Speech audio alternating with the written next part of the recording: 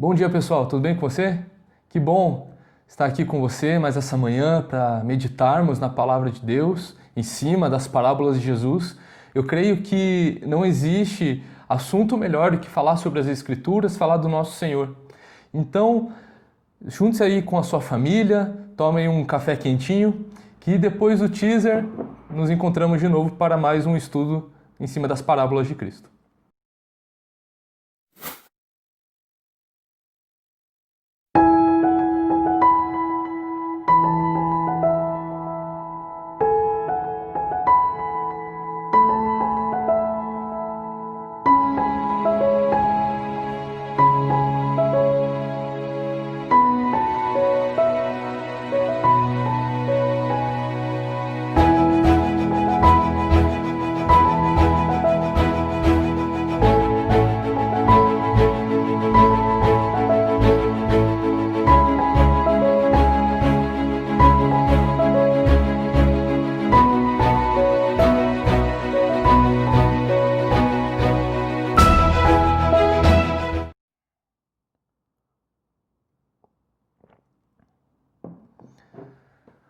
O texto em que nós vamos meditar hoje, estudar, ter mais conhecimento sobre o reino de Deus e sobre quem é Jesus, se encontra lá em Lucas 5 e vamos ler dos versículos 33 até o versículo 39.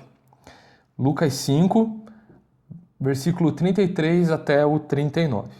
Diz o seguinte: E eles lhes disseram: Os discípulos de João jejuam e oram frequentemente, bem como os discípulos dos fariseus, mas os teus vivem comendo e bebendo. Jesus respondeu: Podem vocês fazer os convidados do noivo jejuar enquanto o noivo está com eles? Mas virão dias quando o noivo lhes será tirado, naqueles dias jejuarão. Então lhes contou uma parábola: Ninguém tira um remendo de roupa nova e o costura em roupa velha. Se o fizer, estragará a roupa nova, além do que o remendo da nova não se ajustará à velha. E ninguém põe vinho novo em vasilha de couro velha. Se o fizer, o vinho novo rebentará a vasilha, se derramará e a vasilha se estragará. Ao contrário, vinho novo deve ser posto em vasilha de couro nova. E ninguém, depois de beber o vinho velho, prefere o novo, pois diz: o vinho velho é melhor. É sempre bom ressaltar que as parábolas é um estilo textual, onde o locutor tem como objetivo se comunicar e comunicar um princípio por meio de uma história. Essa história pode ser real ou não, mas ela tem elementos que são corriqueiros do dia a dia das pessoas que estão ouvindo ali. Então, ao se utilizar de parábolas, Jesus ele está a fim de que aquilo que ele está ensinando seja melhor absorvido. Então, isso tem como objetivo da parte de Cristo não apenas ensinar princípios éticos e morais, embora eles estão envolvidos nas suas parábolas, mas não é esse o intuito principal de Jesus, mas sim falar do reino de Deus e, claro, também de sua pessoa. O que precisamos ter em mente é que essas histórias, isto é, as parábolas, ela vêm de encontro primeiramente aos ouvintes originais, ou seja, as pessoas nas quais Jesus está ali naquele momento contando sobre os princípios do reino de Deus, e também elas são válidas para o nosso tempo e também para todos os cristãos ao longo de toda a história, porque o reino de Deus consiste não apenas no Senhor, mas em todos os salvos ao longo da história.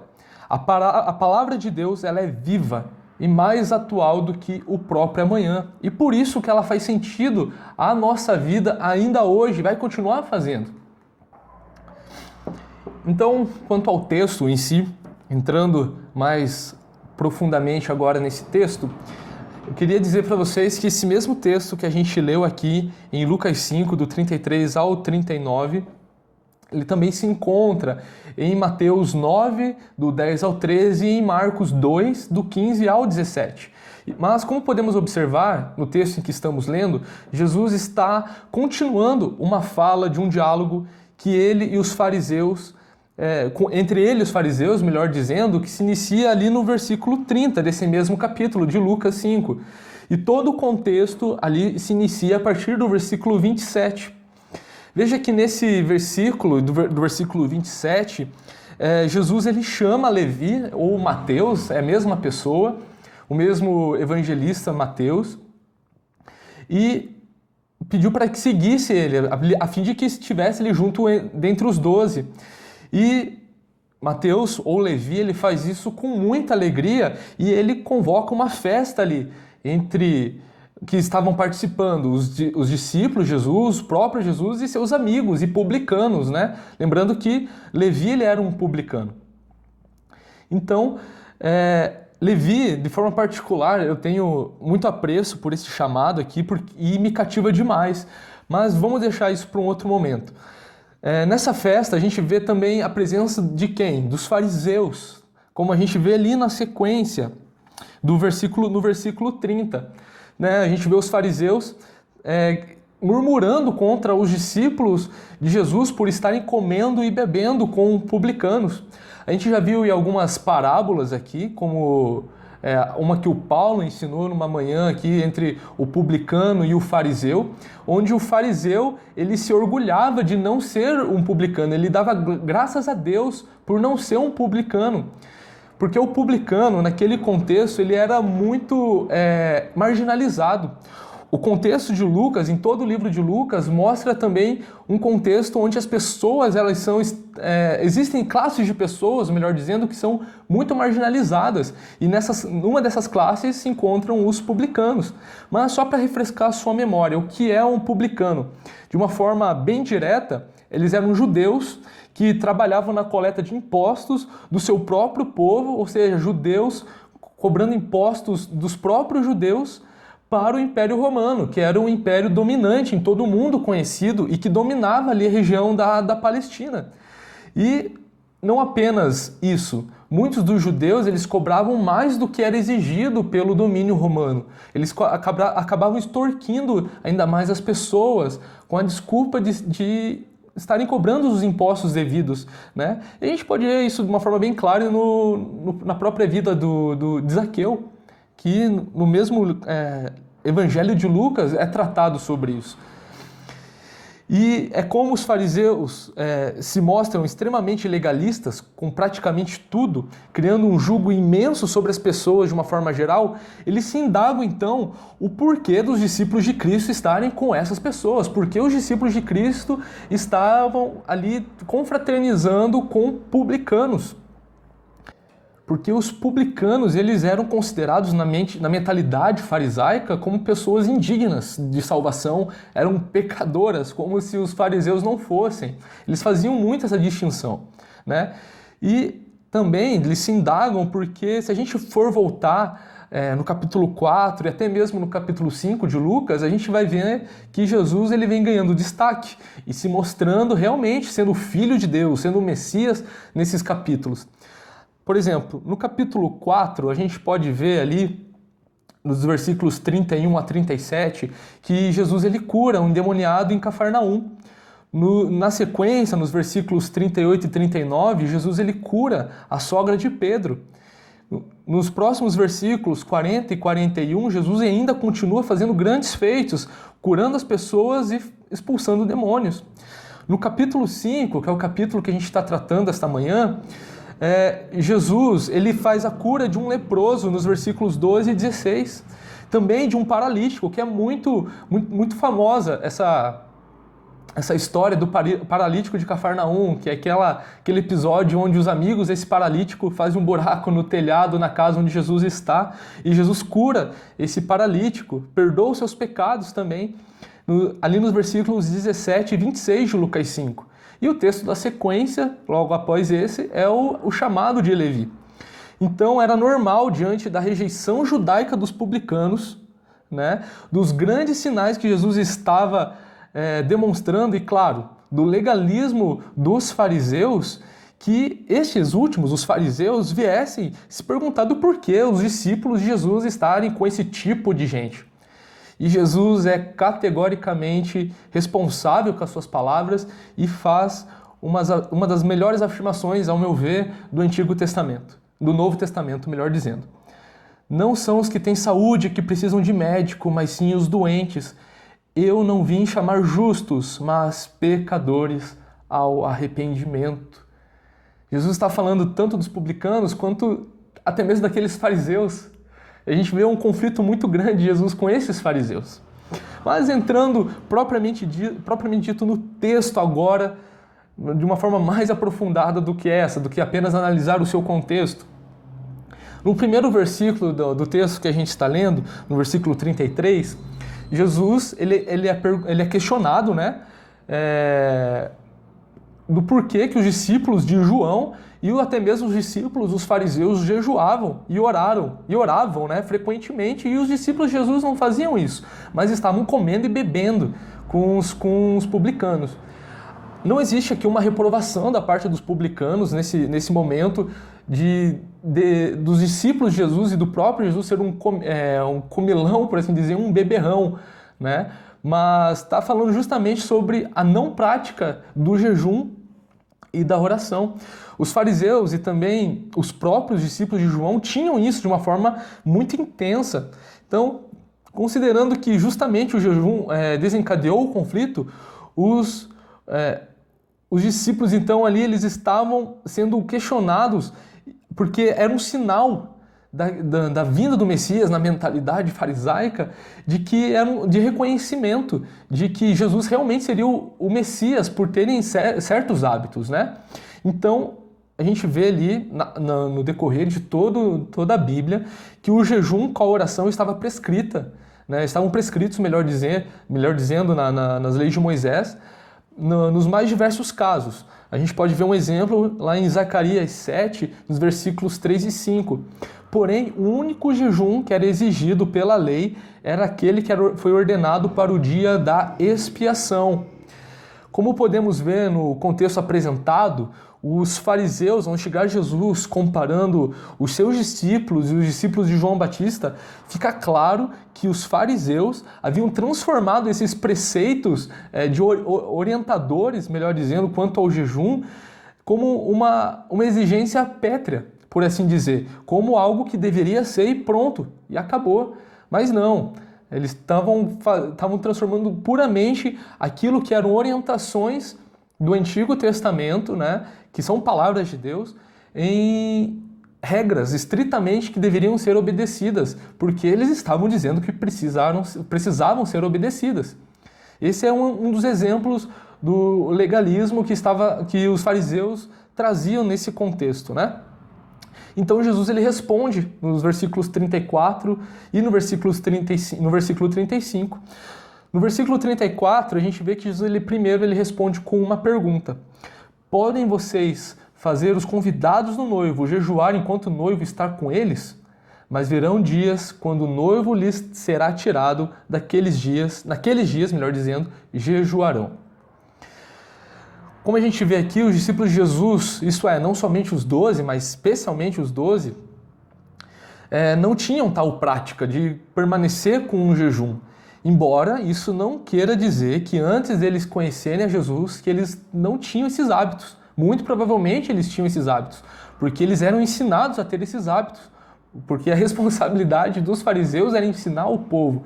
Porém, os fariseus, fazendo isso de uma forma extremamente legalista, impondo julgo sobre a vida das pessoas. E por isso, ressalto aqui novamente, que Jesus ele confronta muito mais esses homens do que falar sobre outros assuntos, por assim dizer, outros pecados. Ele confronta justamente a hipocrisia desses homens de uma forma muito mais categórica nesse evangelho. Então, Jesus ele responde ao questionamento desses fariseus com uma pergunta, como eu disse aqui, contrariando-os e se denominando como o noivo, né? Chamando o tempo de sua presença entre os seus de tempo de alegria nupcial. Ao perguntar se os companheiros do noivo podem ser induzidos a jejuar enquanto o noivo ainda estivesse com eles, o Senhor diz que jejuar não combina com a alegria nupcial. A ideia que Jesus está trazendo aqui era que não fazia sentido alguma pessoa propor jejum enquanto estava na festa de casamento ali. Porque o jejum ele tem mais uma ideia de luto no Antigo Testamento, tem mais um sentido de estar desejoso do Senhor justamente por não estar por perto, né? Mas a ideia do casamento que Jesus está trazendo ali é um sentido de alegria, porque no contexto judaico, tanto o comer quanto o beber nessas festas, que geralmente aconteciam em cerca de 7 dias mais ou menos, naquele ambiente, eram sinônimos, eram símbolos, tanto comer quanto beber, de alegria. Então, Jesus está se colocando como um noivo nesse versículo, nessa parte, e reprovando a repreensão dos fariseus e afirmando que o que os seus discípulos estão fazendo é certo, porque eles estão com o noivo, eles estão se alegrando com o noivo. Então, enquanto o noivo está presente, seus amigos têm todos os motivos para se alegrar. Uma vez que jejuar, como eu disse, faz parte do luto, nesse instante seria uma contradição com a alegria nupcial se os discípulos de Jesus estivessem jejuando. Então os discípulos eles terão muito mais motivos para jejuar quando esse noivo for tirado, melhor dizendo. Esse anúncio, claramente, Jesus está já formulando de uma maneira bem genérica, se referindo à sua paixão, ao seu sacrifício na cruz, à sua morte, né? Para os discípulos de João, cujo mestre, né, agora estava no cárcere, isso representava um indício comparativo que o Senhor repetiu mais tarde lá em Mateus 17:12, quando Jesus é comparado com Elias. Você pode ver depois isso, mais tarde, quando tiver um tempo a mais. Mateus 17:12, Jesus se comparando a isso e se ressaltando novamente a sua paixão.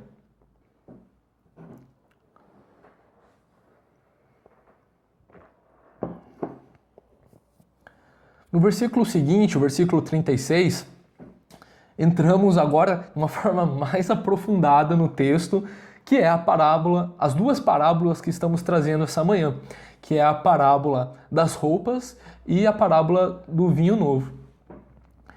Essas duas parábolas elas têm o mesmo sentido, por isso que faz tão necessário explicar aqui para você que está ouvindo o contexto em que está sendo dita essas palavras.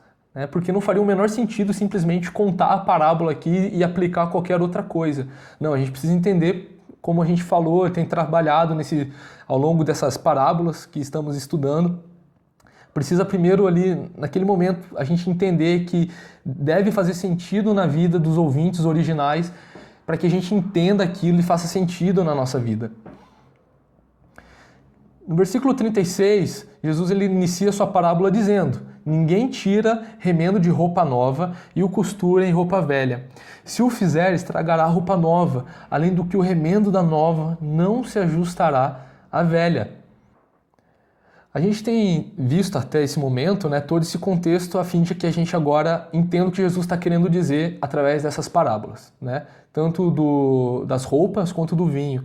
Então, elas lembram vivamente o preparo das bodas, que o Senhor havia falado nos versículos 34 e 35, por ocasião da questão do jejum. Por isso as duas parábolas elas não podem ser contadas fora desse contexto.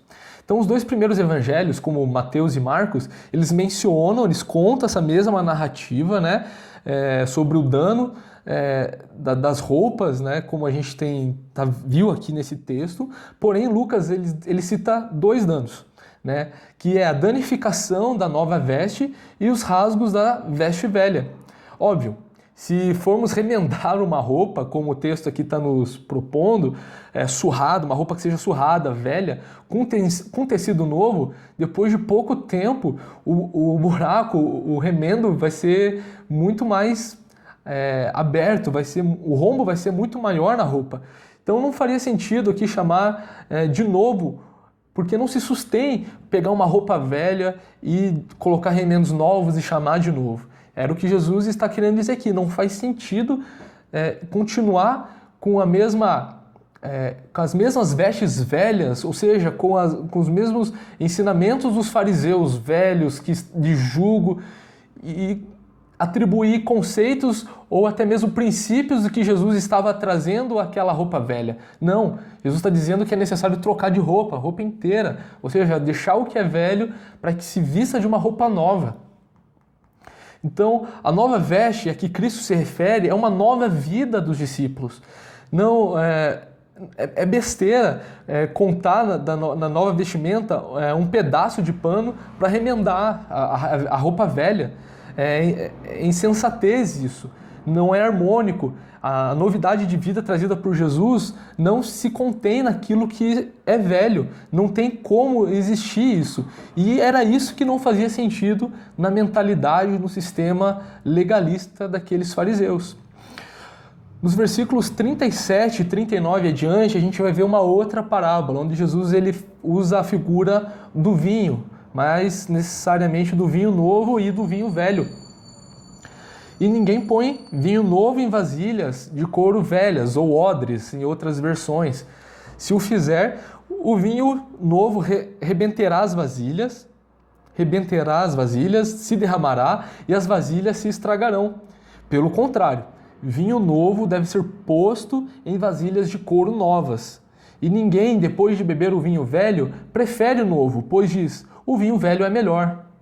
Então, a carne, os ossos de animais utilizados na confecção desses odres, né, dessas vasilhas, como a gente tem visto aqui no texto, eram feitos da pele, era feito de outros elementos do animal, né? Então, elas podiam estar sendo usadas como recipientes para líquidos naquele contexto, né? De início, eram razoavelmente elásticas, mas quando ficavam velhas, ou seja, depois que era colocado o suco da uva ali dentro daquele odre, aquela uva ela fermentava, gerava todos aqueles processos químicos.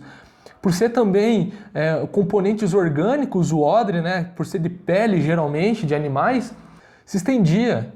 Aquela elasticidade de couro novo não existia mais para um outro uso, né? Por isso que Jesus está explicando aqui que era uma figura muito... que fazia muito sentido naquele contexto judaico, porque era comum o preparo de vinho, a fermentação de vinhos em odres, em sacos de couro de animais. E as pessoas sabiam muito bem que vinho novo não pode ser colocado em odre velho, porque chegaria um momento que se arrebentaria aquele odre velho e o vinho novo ali se perderia. Então não fazia sentido isso no contexto judaico, para quem estava ali ouvindo, né? Então, vinho novo deve ser postos em odres novos. Em sintonia com a parábola das roupas, uma veste é colocada por fora. Por outro lado, o vinho ele é derramado dentro dos odres. Enquanto a veste se refere ao lado exterior da nova vida, o vinho ele visa apontar para o lado interior da nova vida. Os odres eles são metáforas para que as pessoas que acolhem uma nova vida, elas olhem para dentro de si. Então são as pessoas que conseguem receber o Espírito, somente essas podem serem pessoas novas, isso é, pessoas que são convertidas, pessoas que conheceram a Jesus, que são discípulos de Jesus agora. No entanto, as parábolas da veste e do vinho se completam e contêm dois aspectos.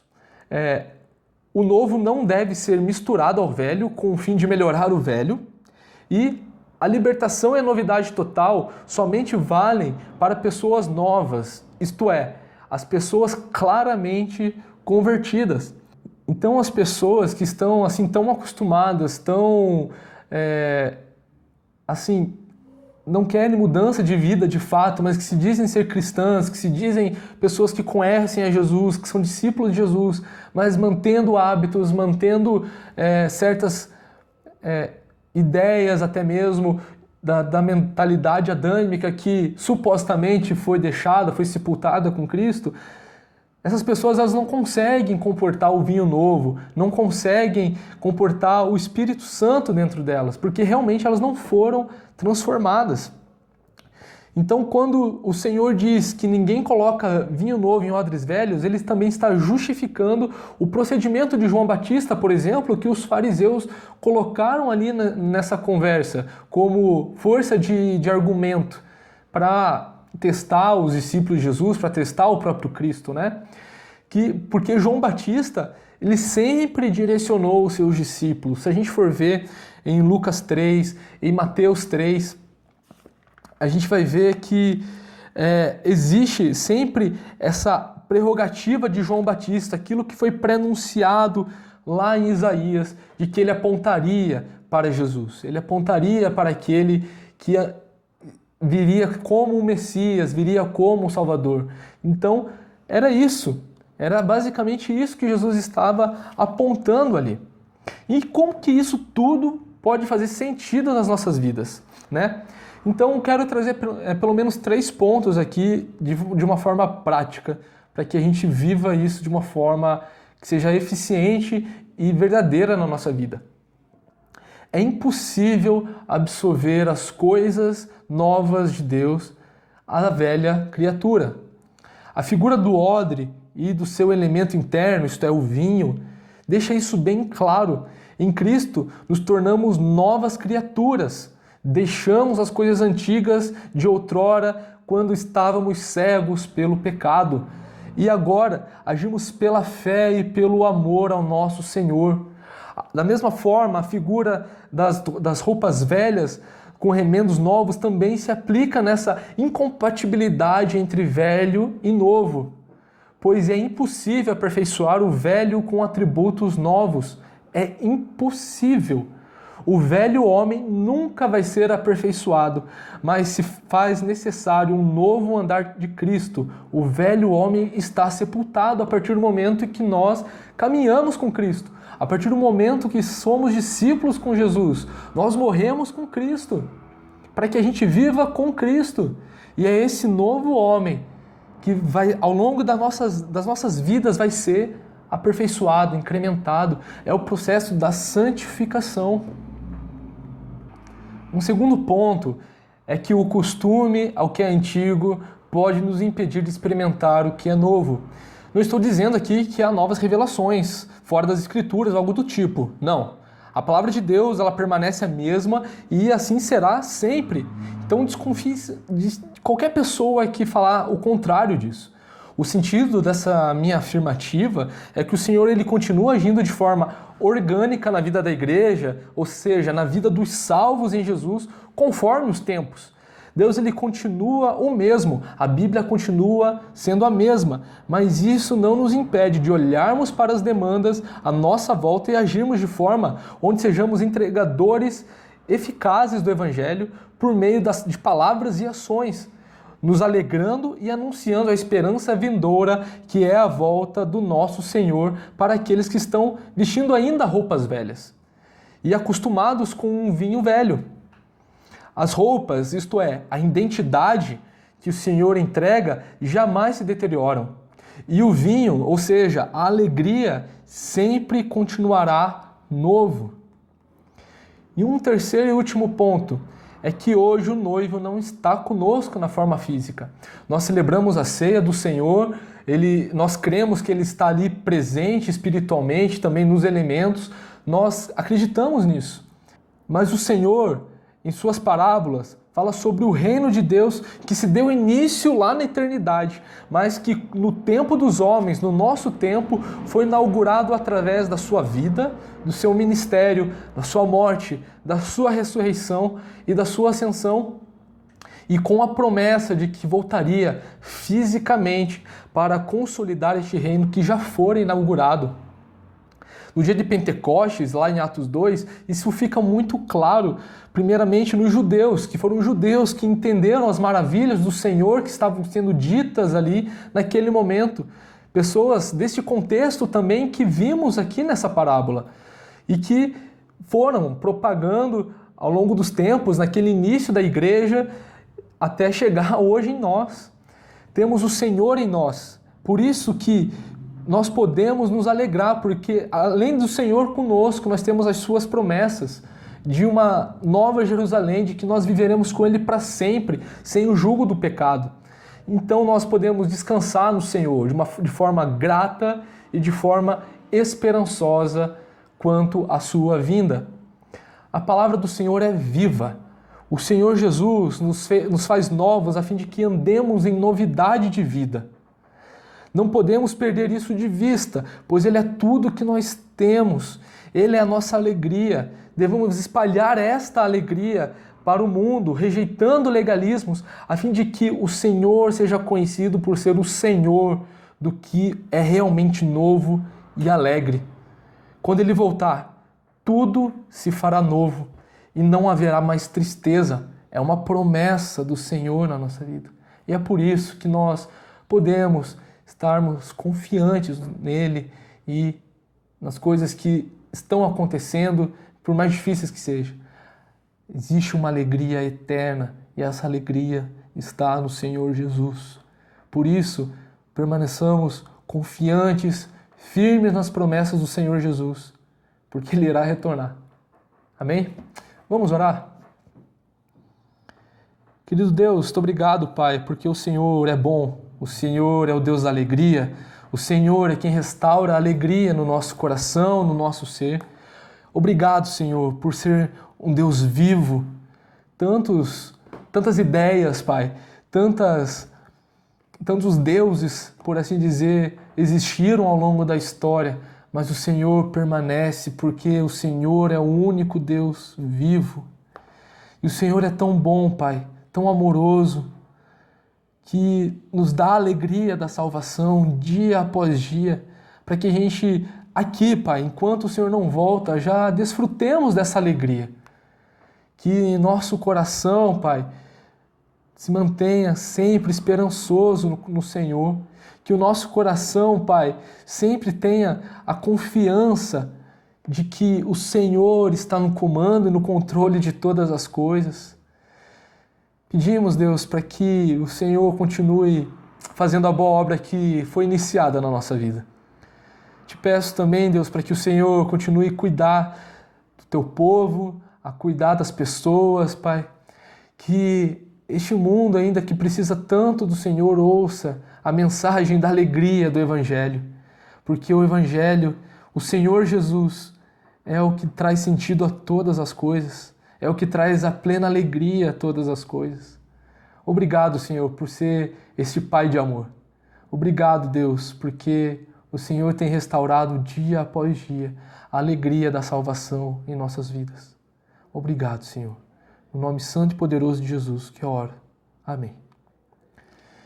Mais tarde, às 7 horas, vamos dar continuidade à série Imunidade. Então, não perca. Se reúna com a sua família e estaremos juntos, nos encontramos de novo lá. Até breve.